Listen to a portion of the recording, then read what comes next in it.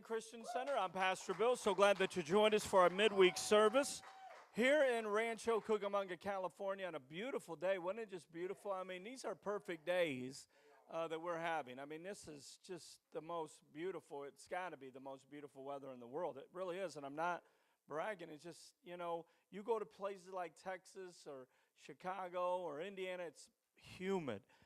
Just beautiful here. I mean, you guys just don't realize how beautiful this weather is. It's fantastic, beautiful weather, right?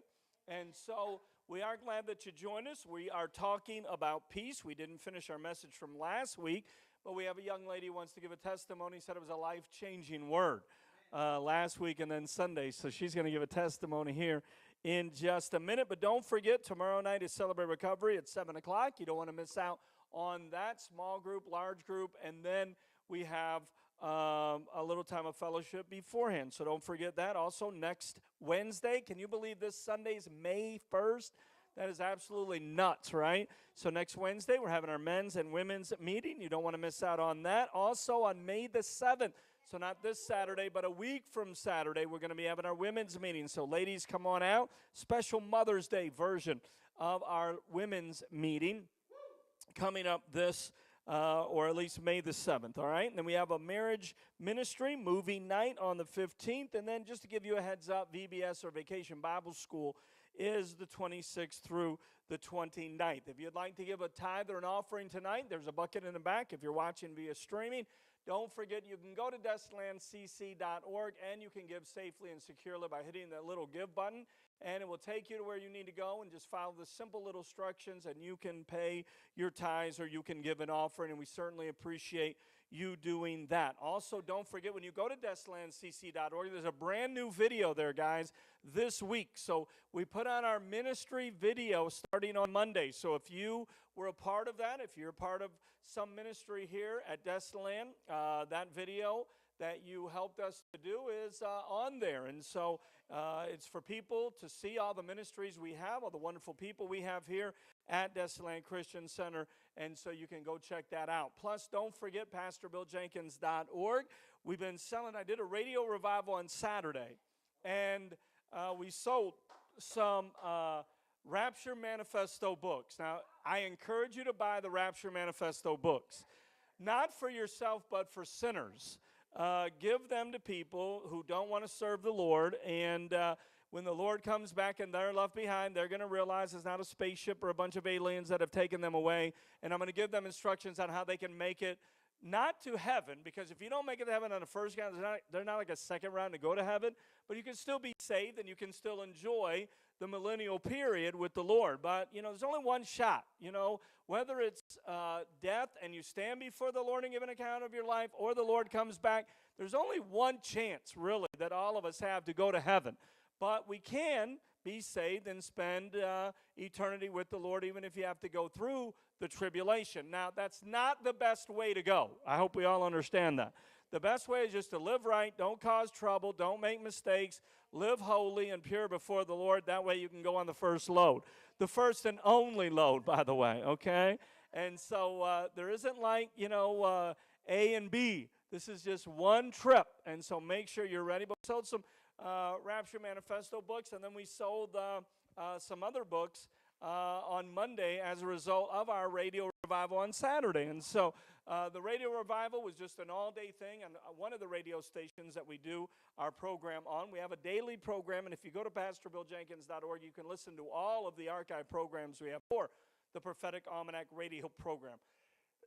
They're 30-minute little radio programs, and so we do little, what do you say, just little, we edit them, and they're real nicely packaged, and so you can also get all of the books when you go to PastorBillJenkins.org. 16 books. I think that's pretty cool. 16 books. And I got one in a can. I got one ready to go. I got to get it done. Right? I mean, it's done. I just got to get it published. And so that may be the best book I've written, too. It's about signs and how to know. So we may talk about that coming up, about signs, so you know a little bit about what the book is about, and just to promote it just a little bit. And so you can also get my Minute That Matters, a 1-minute little video devotional. Does everybody get the Minute devotional every day?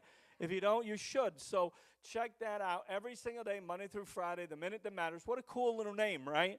I remember when the Lord put that on my heart, and I said, my wife told me, she said, it's only a minute. I said, well, I got to find something that goes with minute, the minute that matters. When you think about it, it's the minute that matters. There's 1,440 minutes every day, 1,440 minutes. I'm only asking for one, and it might end up being the best minute of your day. So go check it out at PastorWillJenkins.org. It's on Facebook, Twitter, LinkedIn, Instagram, TikTok, and YouTube. And I'm going to ask Sister Jess to stand up, give that testimony that you begged me. I told you I didn't have time tonight. I really didn't want to do this, but you kept pressing me on how much that word meant to you. So I wanted to give you that opportunity to give you the time to testify for a moment this evening. Okay, great. I appreciate the opportunity. So, Pastor has taught us that it's not about perfection, but progression, right? So with me being a Celebrate Recovery leader, too often, and this is not necessarily healthy, but too often I am in a constant state of inventorying myself. I'm always taking inventory, like constantly. Which is not necessarily good, right? But when you're talking about the peace of God and the word that you gave on Sunday, I remember the first point being just meditate on peace. And that really kind of hit home with me because, you mentioned how peace is a calmness in the midst of chaos. And chaos is disorder and confusion. And this is a year of order, or a double disorder, so we combat that by a year of order. And so for me, it was just a really good life-changing word for me because it's like the Lord is just kind of teaching me that in the midst of the chaos, like God is the calm. Like in the midst of the process, like God is the provision in the process. And so peace, when you say meditate on peace is the first part, for me it's just been life-changing because as a person thinketh in his heart, so we become. So I've been able to meditate on peace in the midst of chaos to where I feel a lot more at peace. I feel a lot more at calm in the midst of just things that are going on in my own life and around me that I can't control. I can't control myself. So I appreciate you bringing forth that word. Well, thank you. And it's a hard word, and Jess's personality is a lot like mine, although I'm probably more, or definitely maybe more sanctified than she is. Just kidding. But, she has a very outward, aggressive, assertive, warrior personality. And so I don't like the messages that I'm preaching any more than someone else, but these are messages that are helping. I really had a situation where somebody had done something to one of my boys that I didn't like, and I was really, for 3 days, I was like, when I see him, I'm going to let this guy know that I don't appreciate what he did. And so I was like fired up, and then I kept thinking, well, you've been preaching on peace, and you're going to preach on peace tonight, so you might want to just be careful and not go as a warrior. And so I handled it a little bit different than I normally would, and it's tough, I'm good at confrontation. I'm good at anger. I'm good at fighting. I'm good at chewing you out. I am not good at being peaceful. Because sometimes when you do the right thing, it can anger you, it can hurt you to the point where you want to cry. I've cried more when I had to do the right thing when I didn't want to than I've cried over anything else in my life. And I'm not looking for a clap. I'm just being honest with you because that's hard for me. It's hard for me to do the right thing when I just don't really want to. So we're talking about the peace of God. Peace is walking in agreement. It's being free from disturbance. It's being quiet. It's having a calmness. Remember, there's a peace with God and there's a peace of God. So last week, or the week before, I guess, we talked about the destroyers of peace, according to the story of Nabal and Abigail and David. And, there was slander and anger and pride and jealousy and all those, works of the flesh that were going on that will cause the peace that you want to happen in your life to be totally destroyed. So if you're angry, it's not going to be a peacemaker, it's a peace destroyer. If you're jealous, it's a peace destroyer. If you're prideful, it's a peace destroyer. And then last week, we also talked about the developing of peace. So we talked about the destroyers of the peace, or things that destroy peace. Then we started to talk about the developing of peace. And so there was a 5-stage process to developing peace. It's still on number 2 on your paper, I believe.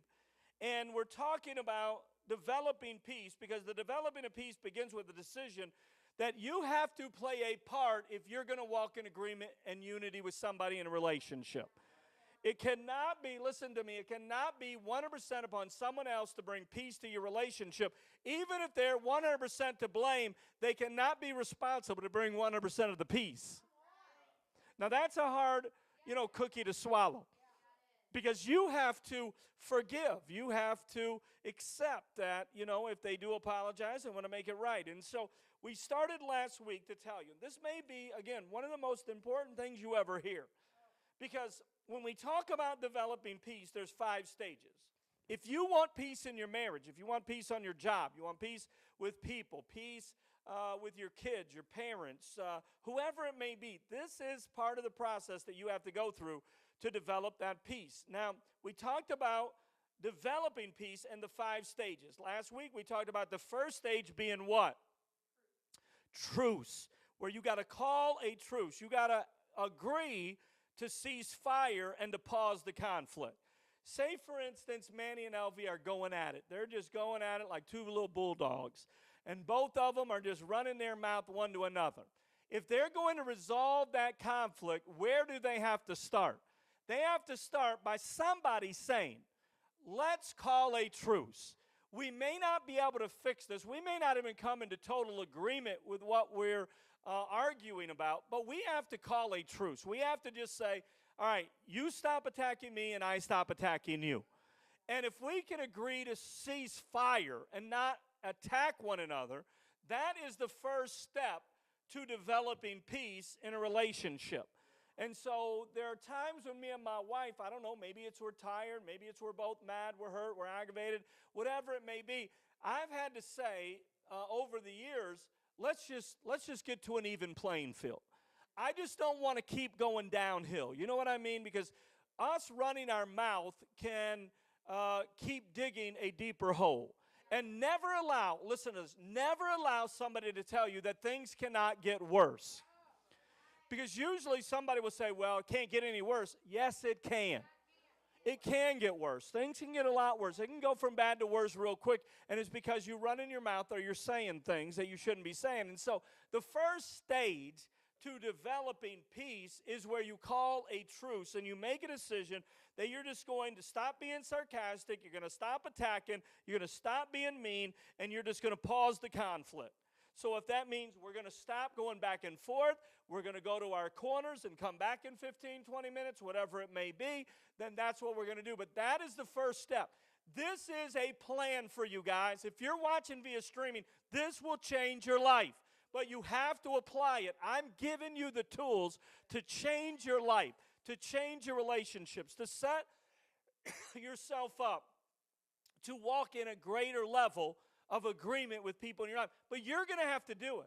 You're going to have to do this. So in the midst of you being angry, you got to say time out. Time out, okay? You're mad and I'm mad. You feel you're legitimately right in being mad. I feel like I'm legitimately right. But just going back and forth. Do y'all understand that going back and forth not going to make it better? Right? You have to pause. You have to stop. You have to, agree to just pause the conflict and chill out for a few and then come back. Because attacking one another and going back and forth, trying to force your desire to be right on them, it's not going to make it better. All right? And so the second stage is where you tolerate. So you have a truce, and then there's tolerance. Stage 2 of developing peace is where you have a tolerance. In other words, you endure the beliefs and practices that may be different from your own. There's going to be some things because you're people that when you're in a relationship, you're not always going to agree on. You're not always going to see eye to eye. And so if we remember that oneness doesn't mean sameness. Me and my wife are one, but we're not the same. We're different. But we have to sometimes endure the beliefs and practices that differ from our own instead of always forcing one another to be in some cookie cutter position in our lives in order for us to accept one another. So tolerant doesn't mean it doesn't mean that you are compromising. Okay? So if I'm tolerant of you, that doesn't mean I'm compromising my beliefs. Doesn't mean I'm changing my beliefs. It doesn't mean I'm agreeing with what you're saying. I'm just tolerating a belief that's different than mine. Are y'all listening? I'm saying I'm not compromising. I'm not going to change the way I feel. I don't just have an opinion or a preference. I have a conviction. Okay? A conviction is way different than a preference. Preferences can change. Convictions never change. Okay? Opinions change. Convictions never change. If I'm convicted of something, I remember, it's a little weird thing probably, but when I was in Bible school, we had a big Olympic-size pool. And I loved to go to the pool. With me and my buddies would go to the pool, but oftentimes there would be girls that would be at the pool. And when the girls were at the pool, these guys would take off their shirts. And there wasn't a rule against it. You could take off your shirt if you wanted to. There was the pool. So you just had to wear the shorts or whatever it was. And so I never took off my shirt, whether it was all guys or whether there was girls. I just never did. So I would wear a shirt in the pool, and I would get wet. And I always made sure, and this was just my thing, that, I had shorts that went beyond my knees. It was just my thing. It wasn't them. I didn't make them feel bad because they took off their shirt. But don't make me feel bad because I left mine on. You understand? So it was a conviction. And so I kind of got a little, they made fun of me a little bit. And, sometimes, people would taunt you and say, take it off, let's see what you got, and all of that. And it just, to me, it was just never, it just wasn't anything that ever, in a negative way motivated me to do. I just always wore a shirt in the pool. And that was just what I did when I was in Bible college. And so it wasn't just an opinion or a preference. It was a conviction that I had. I just wasn't going to do it. And so everybody else could do it, but don't get mad at me. Have you ever found sometimes people get mad at you for having a conviction, and yet you're not getting mad at them because they have a preference? And it's going to happen, but don't worry about it. But if they want to have a preference, and that is, I'm not going to go to hell if I took out my shirt. It was just something I was convicted of. I just didn't want to do it. The first girl I ever put my arm around in church was my wife. I never sat by another girl, and it seems weird, but I was preaching. I was ministering. I remember the first time I sat by my wife in a service where someone else was ministering, and she said, you can put your arm around me, and I thought, wow. It really shocked me because I thought, I guess I can. I never thought about it, but I guess I can. And I remember that service when I put my arm. Now, it was uncomfortable. It wasn't easy, but I did it because I could. And so you have to be tolerant. And remember, tolerance doesn't mean compromise. This is something the church needs to learn. I wish I had a bigger platform to share this truth. Because sometimes the church compromises their beliefs in order to become more popular with people whose belief system is not the same. I'm not trying to pet devils or please people. What I am trying to do is be tolerant, because what good does it do if I share my conviction to the point where I offend you, where I lose the ability to minister to you? What have I won? What have I gained? I've gained nothing. I've won nothing. So my job would be to be tolerant of you, not compromise. I still have the same beliefs, but I'm going to tolerate your beliefs as well. You may be wrong. I just may not tell you you're wrong. But that doesn't mean I'm compromising, okay? All right, so let's go to the third stage. The third stage of developing peace is togetherness. Sooner or later, if you're going to develop peace, you got to come back together. If you want to have peace in a relationship, you're not going to have peace, watch this, by sitting there fighting with one another or by staying separated from one another. You understand?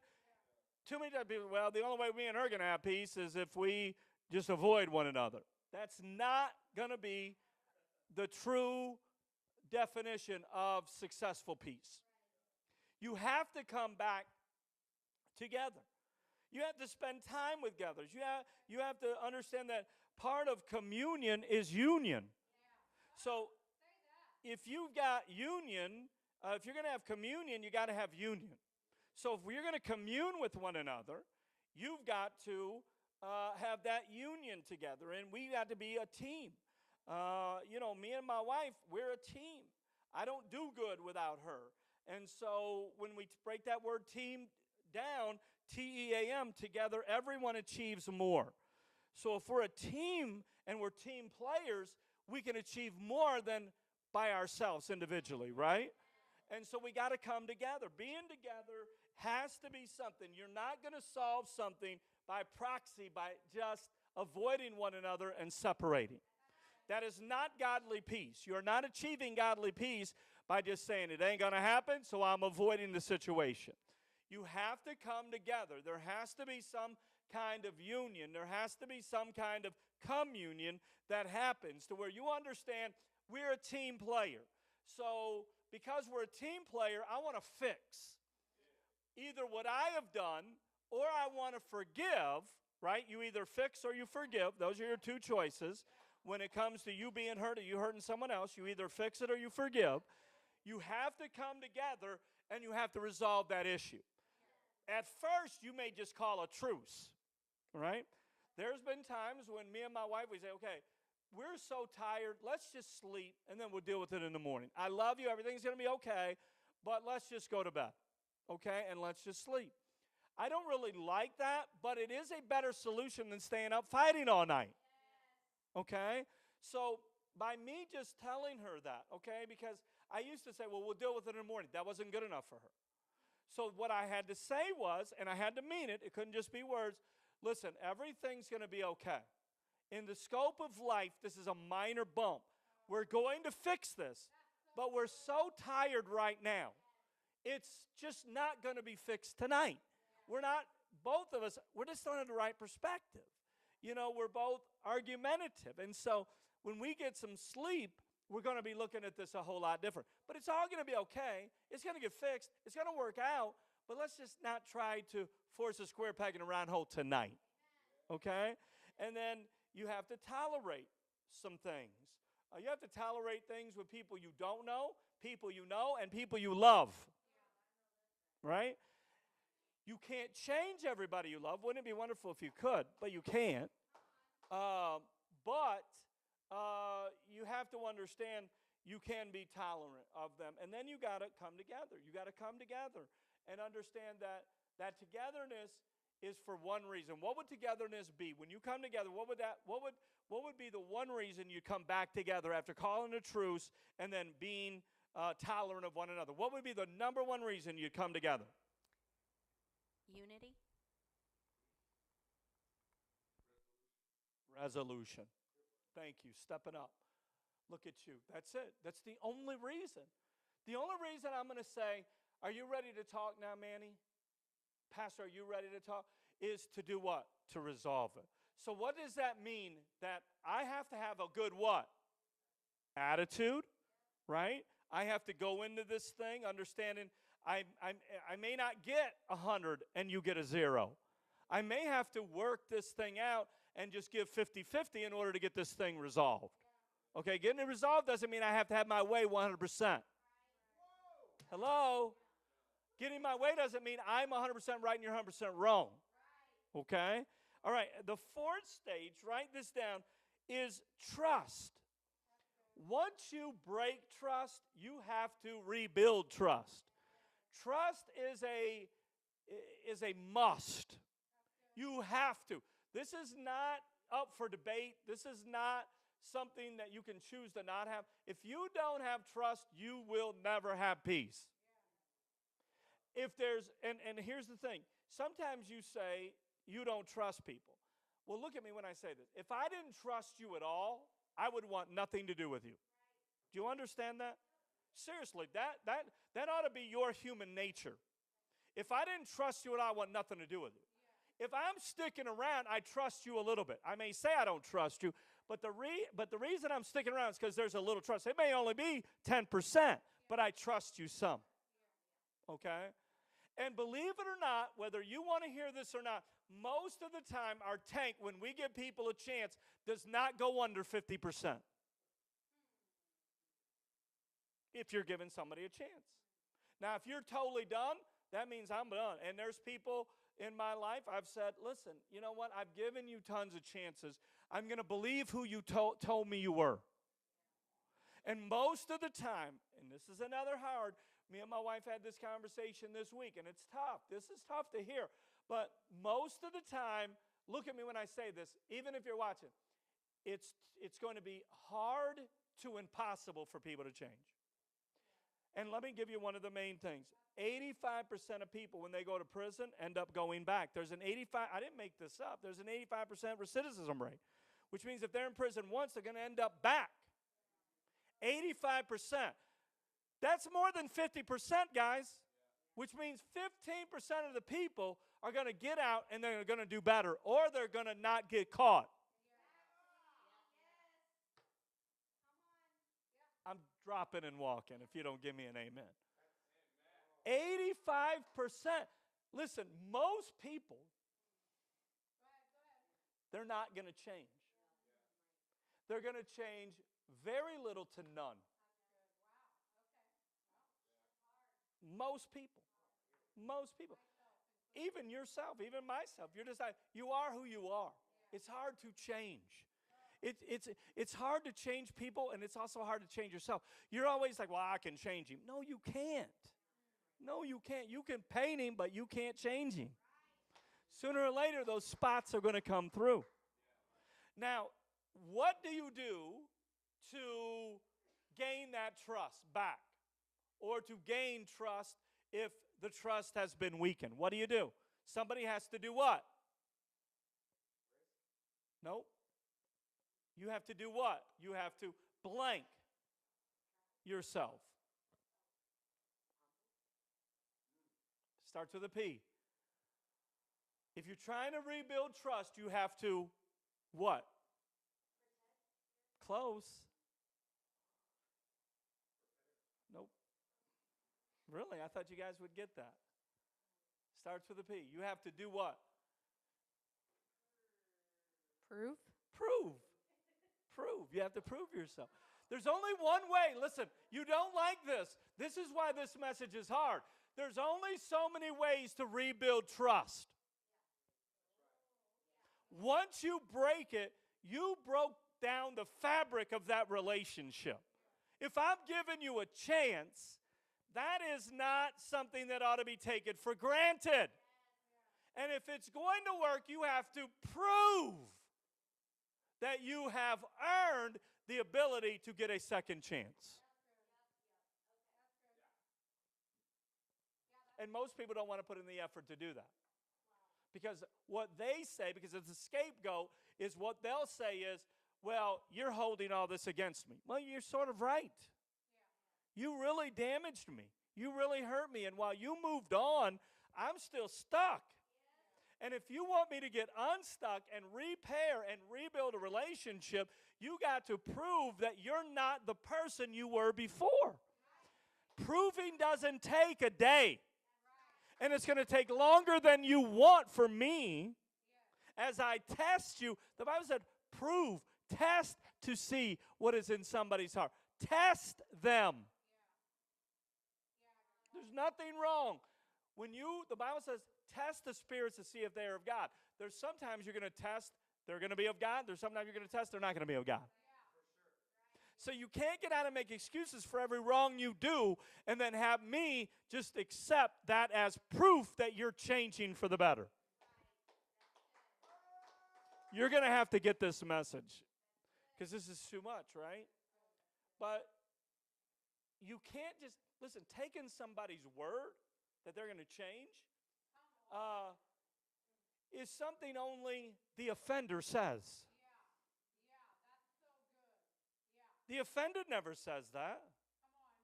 If you get really hurt and offended, if something really bad enough happens, you're going to want proof, and it's proof to your satisfaction, not to their satisfaction. This is a tough one, and it really is. But this is the kind of stuff that's life changing. This will keep you out of trouble. This will keep you away from people that you need to stay away from. Because when you trust, you have to believe in them. I have to believe in my wife. She's going to do good for me, with me, even when she's not with me. If she hasn't done that, then you have to prove to me over time that you're going to do that.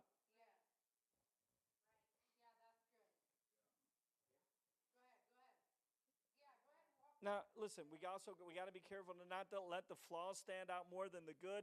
You got to give people a break. I understand that. But when you really offend somebody, does the offender really have the right to ask that of you?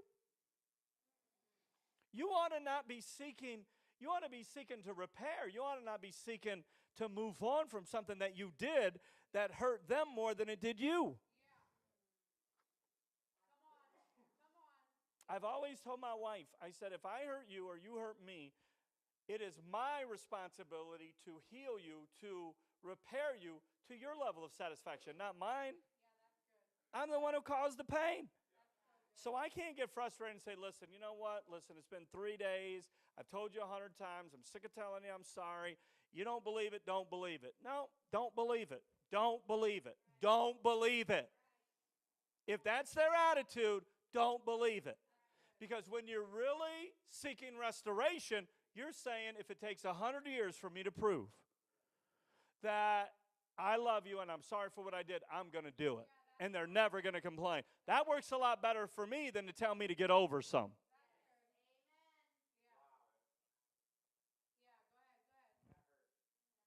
Are y'all listening? So you have to prove. There has to be a trust. You don't, listen, trust isn't just given. You're going to have to earn it. And you earn it to the level of the person who's going to open up their heart to give you the trust, not to the level you think you've worked hard to get it at.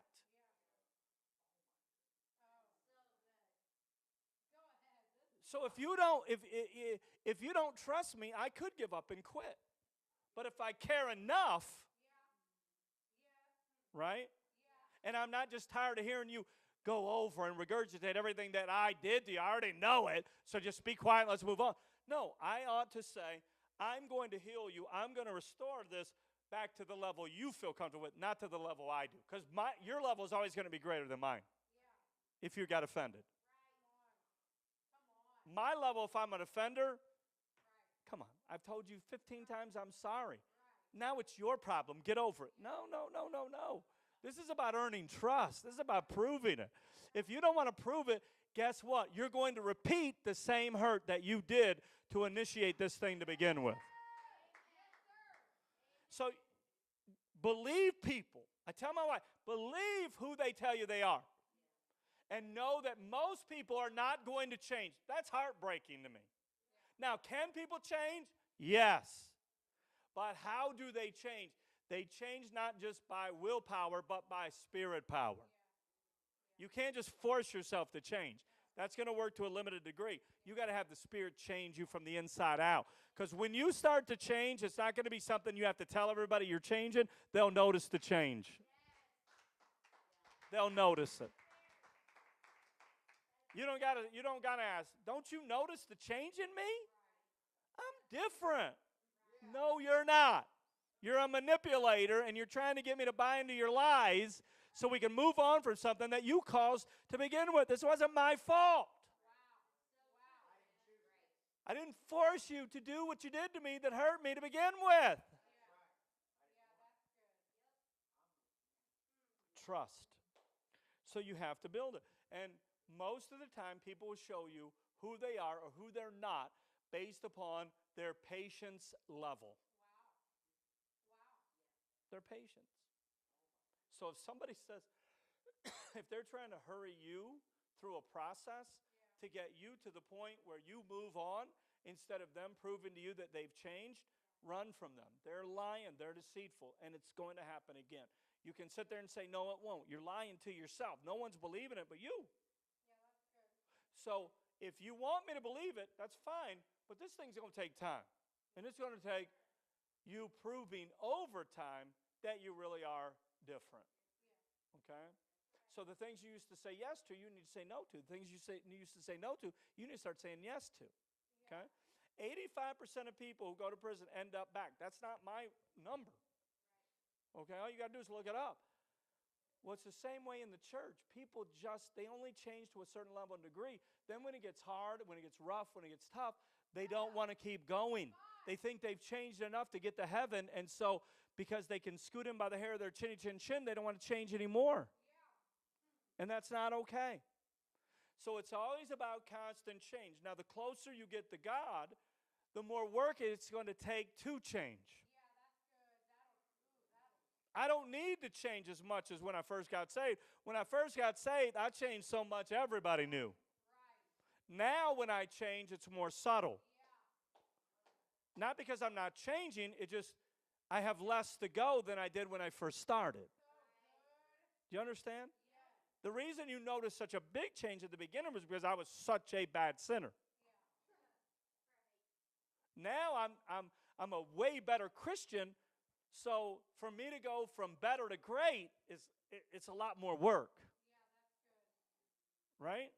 So it's harder, okay? So the fourth stage is trust. And then the last stage is tenacity or persistence. I'm just giving you all a tease. So tenacity, persistence in adhering to something about. If you value a relationship, then you have the tenacity to go through that fifth stage to where you can develop peace. Because it's not going to take, it's going to take longer than you want. Yeah. Once somebody violates a trust, it's going to take longer than the violator wants to fix the trust. This is reality. You're not non-spiritual because this is true. Okay? If somebody hurt you, most of the time you don't sit there and ask, I want to be hurt. Can you please hurt me? See how bad? I really want to feel pain. You don't do that. No. So they did it, and they put your feelings below theirs. They put themselves above you. Yeah. And so it's going to take time, and it's going to take tenacity, okay?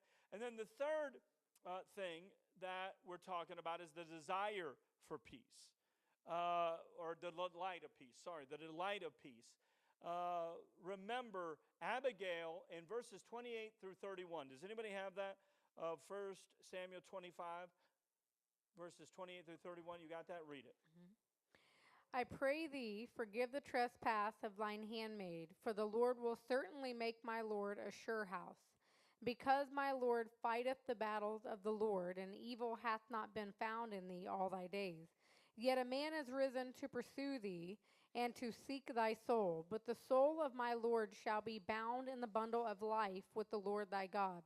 And the souls of thine enemies, them shall he sling out as out of the middle of a sling. And it shall come to pass, when the Lord shall have done to my Lord according to all the good that he hath spoken concerning thee, and shall have appointed thee ruler over Israel, that this shall be no grief unto thee, nor offense of heart unto my Lord, either that thou hast shed blood causeless, or that my Lord hath avenged himself. But when the Lord shall have dealt well with my Lord, then remember thine handmaid. Now, if you really understand what Abigail is saying there, what she is, this is like magnificent. This is like a masterpiece. Like this is a speech she had to be working on while she was cooking those 200 loaves of bread. Because this is just a masterpiece. This is so beautiful. What she did was she magnified the prospect of peace. She made peace look better to a warrior than the prospect of war. Now, when you're mad and you have an issue with anger, there's only one thing that satisfies you: murder. I want to kill you, right? She sat there and gave this king, gave this, warrior, this fighter who wanted to kill her husband. He said, "You're going to be." She magnified the prospect of peace to David, and get this, she convinced him that peace was better than war. After David was mad and wanted to take him out because of how Nabal acted towards him and his 600 men. Wow. Now, do you have that ability? Do you have that ability? Yes, you do. Yes, you do. Yes, you do, in the Spirit. You have that ability. But you have to delight in peace more than you delight in war. You have to delight in, calmness and quietness more than you do in conflict. So you have to chase after it, magnify it, right? You have to understand how important it is to say, I'm going to seek peace in everything that I do.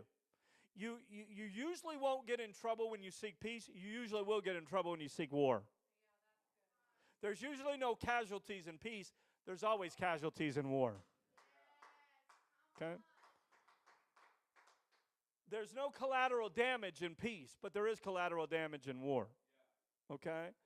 And so she magnified, I love this, she magnified the prospect of peace over the satisfaction of murder.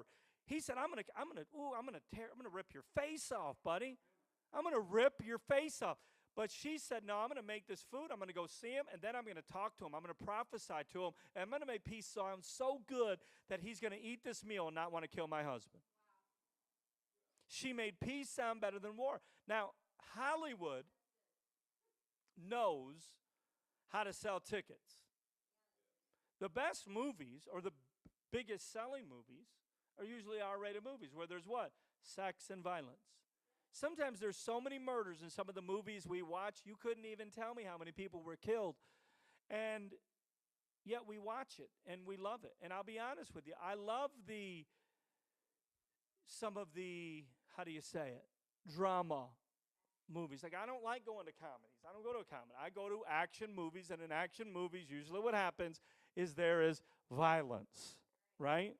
There's some kind of train, car, chase, somebody's getting shot, more than one, right? There's a robbery of a bank, 20 people, right? And we become desensitized. With video games, music, and movies, we become desensitized. And things no longer bother us. We just go on, and we don't even think twice about it. Okay? And so Hollywood knows to sell tickets, they got to sell violence. And we have to make peace sound better than war. Most people don't go to the movies because they're saying, oh, this is just it's just a movie of peace. No. Okay? The Bible says in Psalm 120, verse 7, the psalmist said this, I am a man of peace, but when I speak, they are for war. I'm going to say that again. Now, have you ever tried to be peaceful and somebody hasn't accepted it because they know your personality? Like, how many of you have a strong, aggressive, assertive personality? Let me see your hands. Okay? The psalmist said, I'm a man of peace, but when I speak, everybody wants to fight me. My wife could cuss you out, and you'd say, you know what, thank you. I appreciate that. I could say, hope you have a wonderful day, and you'd be like, well, come on, man, why are you giving me an attitude? And I promise you, it's just been like that, and I don't like it, but there's times when I've learned to use that for my advantage, and I say, you're going to talk to them, and I'm going to keep my mouth shut, because it wouldn't matter what I say. I could say, oh, my goodness, that's awesome, and they would hear, you stink. So you're going to tell them whatever you want to, just be yourself, and they're going to love it. And I'm just going to sit here and smile. David said, I'm a man of peace, but everybody around me, the more I want peace, they want to fight me. Do you know why? Because whatever you want that's good is always going to be challenged by evil and by bad. Don't think you're just going to wake up one day and say, I want to be a person of peace, when you've been a warrior all your life, and everybody's just going to say, I'm going to help you achieve peace. No, they're going to challenge you. David understood that not everybody wins when you go to war. When you go to war, there's a winner and there's a loser. Even in the worst wars that America has had, understand when they say nobody's won, listen, we've lost. You don't have dual winners, you have dual losers. But most of the time you have a winner and you have a loser. And David understood not everybody wins when they go to war. There's got to be a winner or loser. But everybody wins when peace is sought. Not everybody wins when war is taking place. But everybody wins when peace is sought. How many of you want everybody to win? Then it's got to be peace. It's like a prize fight when you fighting UFC or whatever it may be. You know, I remember one guy, he was a UFC fighter, and they called a draw. And he said, when they interviewed him, they said, what do you think? He said, I lost. I don't want to draw. I want to win or lose. I didn't prepare for months for this to end up in a tie. So when you look back, I lost. If somebody, let him win. But I want a rematch. And I guarantee you I won't tie again. Guarantee you I won't lose. It's going to be no doubt the next time. Now, I don't know if you ever had a next time, but that was his attitude. Most people don't want to end up in a tie. I don't want to lose, but I don't want to tie. What's worse? Okay? I want to win. And the only way to win is to seek peace and achieve peace. Now, write this down because there's benefits of peace. I'm going to give to you real quickly, and we're going to end. So we won't keep talking about peace, okay? The first benefit of peace is it calms our storms. When you have peace, it calms the storms in your life. And everybody has storms. If somebody tells you they have no problems, there's not any issues, there's never any storms, they're lying. The second benefit of peace is it removes our burdens. If you have a burden, there's nothing better than peace entering in. The Bible said the peace that passes all understanding, right? That is a benefit of peace, is it removes your burdens. When peace comes, your burdens have to move. So if I'm burdened, if I get the peace of God, peace removes the burden. It pushes the burdens out. So what you need when you have a burden is you need the peace of God to swarm your life. And then third of all, it breaks our bonds. It breaks our chains. So if you're bound by something, you need the peace of God to break that chain. Think about Paul and Silas when they were thrown in jail. They were praising God to the point where they had a peace with God. So you could sit there and ask, was it praise or was it the peace of God that broke their chains? Maybe a little bit of both, right? They praised God until they got a peace, but the chains didn't break until they got a peace. They praised until it broke, but they praised until they got a peace. So maybe it was the peace that broke the chains and not just the praise that broke the chains. Maybe. It's kind of like, did Peter walk on water or did he walk on the word? Okay. Jesus said, come. Did Peter walk on the water or did he walk on the word? You figure it out. Does it even matter? I don't know. He walked on the water, but he may have walked on the water because he walked on the word. Okay? Fourth of all, it strengthens our prayers.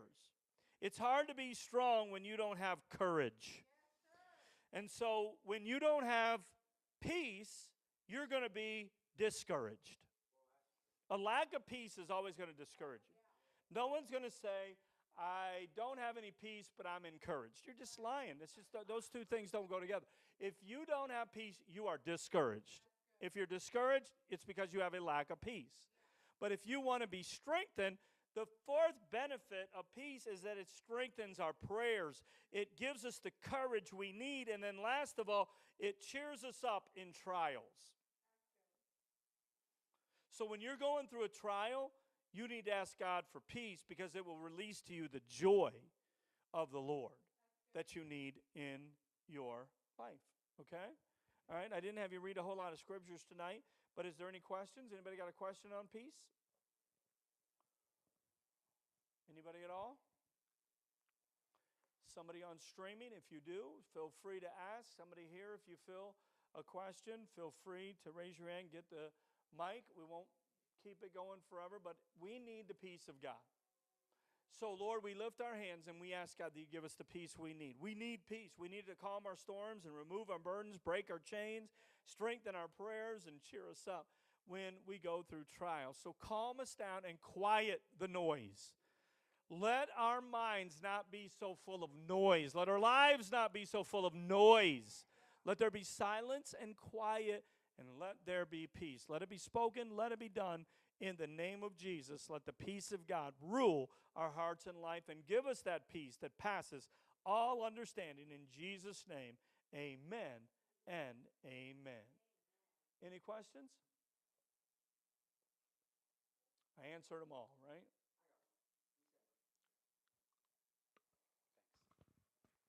So what would you say, like, I have the peace of God, and then what takes it away? Like, what is it that, when you get an awesome word, you feel encouraged, and then you got peace, and then tomorrow morning or whenever it comes back, you realize, man, it's gone. Well, you would think by my answer that I had this planned. Because it's the thing that we began with when I let her give a testimony. What was it? Meditate or magnify. Whatever you magnify, if you have it and you lose it, it's because you're magnifying on the problem more than you are the solution. So you would think, but how awesome is God that it was perfectly planned? I didn't plan it that way. I didn't ask you a question. You didn't know I was going to ask you, right? Oh, you wasn't even in here. Okay. Well, that's what she said. I had her give a testimony, and she talked about magnifying and meditating on peace. So the reason we lose it is because we're magnifying on we're focusing in on the wrong things. So if we have it and we lose it, there's only so many solutions. It's because we're focusing in on the problem instead of the solution. So we have to magnify the solution so we can have the peace of God manifested in our life. Okay? And you wasn't even in, but I think that's pretty cool that you asked that. Okay, another question? All right, good. What if you're feeling like there isn't a solution? Well, if there's not a solution, then you have to accept that there's maybe not a solution. But what is the question? What's the problem? Is it something with God or is it something with man? If it's something with God, God can solve it. But is the person going to yield to the Lord to the point where they're going to allow the solution to be made manifest? And that's where the trust over time comes in at. So, sometimes there's not a solution, not because there's not a God, because there's not a people to trust in him the way they need to. God can solve, God can do anything. It's not God's fault, it's the people's fault not yielding to God to a level where change can take place and trust can be built. Does that answer? Yes. Somebody else? Yeah.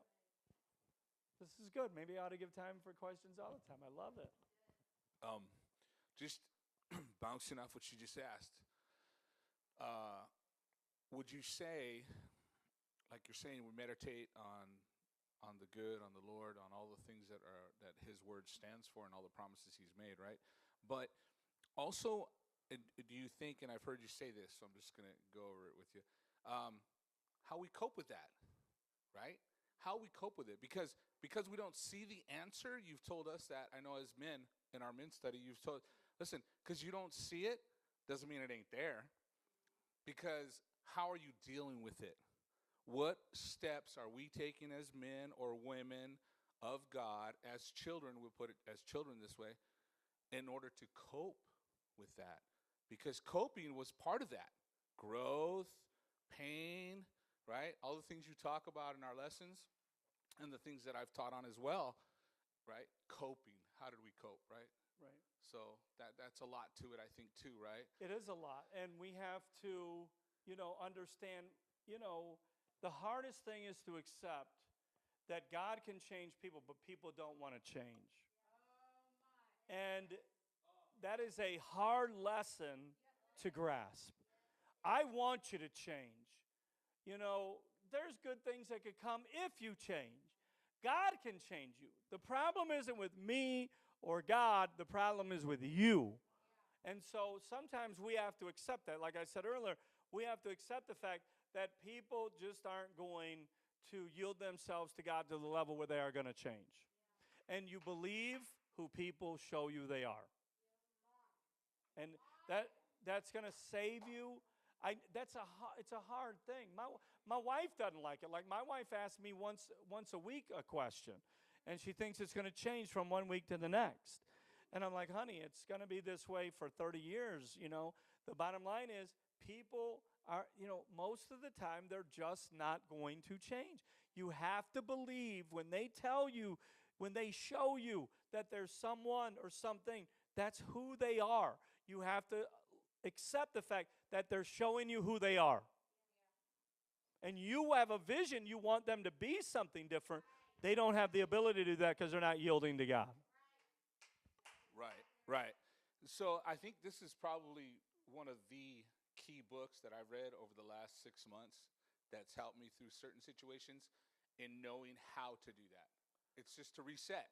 Right? It's about resetting, seeing the signs, and understanding where God is in the situation, or where your heart is in that situation. And that's it. Where's my heart? Where's my mind? Where am I at? Because, and this reset book, I'll tell you, this book is phenomenal. It's just one of those things. I just want to show you guys this book right here. It's all about the reset. It is. It's all about Amen. the reset. And you can go to PastorBillJenkins.org and get your copy. It's on Amazon. You download it on ebook Kindle. Go to eBay. But that book, all about the reset, will teach you to reset your life. I had a dream. You remember that little, it was a Target commercial, and they hit the button. Remember that little thing? Easy button. Yeah, the easy, but it had the easy button on was it Staples or something like that? And I had a dream. And in my dream, it was the same button, but it said reset. And God gave me that. And I wrote that book in a matter of days because, the Lord just gave it to me. I can really take no credit for most of the books because I do it so fast, and I'm just writing there, and the Lord's just talking, and I'm just writing. And that book was something the Lord gave me when He said, you got to hit that reset button. You got to tell people, hit that reset button. And the Lord just gave it to me, and I just wrote it down. So it was, when I write books, it's a neat experience because I don't take a long time. It's like the Lord could speak to me one day, and 5 days later, it's done. Because I'm just listening to the Lord. I'm just writing down what He tells me. Now, I don't care. I don't know how other people do it. I know other people tell me it takes years for them to write a book. It takes me, this is just the way because I lean upon the Lord to give me everything. I don't give you nothing that's from the Lord.